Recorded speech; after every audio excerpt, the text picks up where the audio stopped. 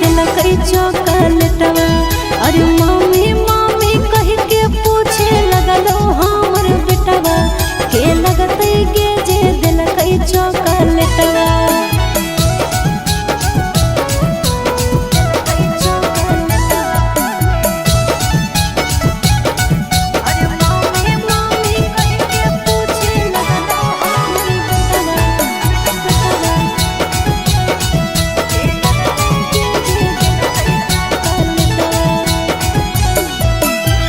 बेटवा के तोहर गोद में लेके खेलैलिया मम्मी को तोरे यार लिया ओकरा बतैलिया।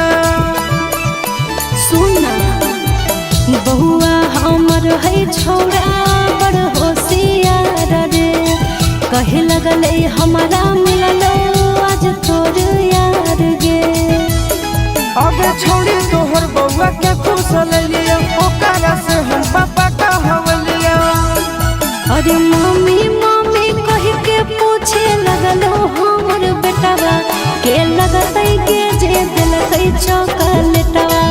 अरे मम्मी मम्मी कह के पूछे लगलो हमर बेटवा के लगतै के जे दिलकै चॉकलेटवा।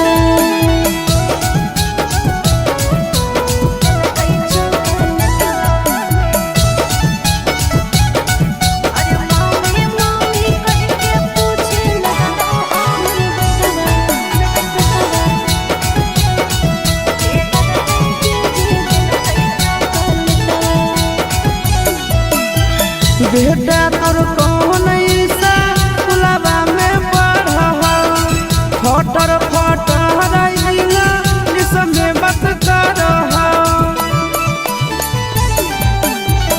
आधा हिस्सा हो तोरे बेटा में मोर तोरे जैसा लगा मुहा हो गोर।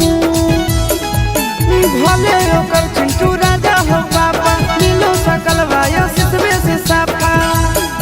अरे मम्मी मम्मी कह के पूछे लगलो हमर बेटवा के लगतै के जे दिलकै चॉकलेटवा। अरे मम्मी मम्मी कह के पूछे लगलो हमर बेटवा के लगतै के जे दिलकै चॉकलेटवा।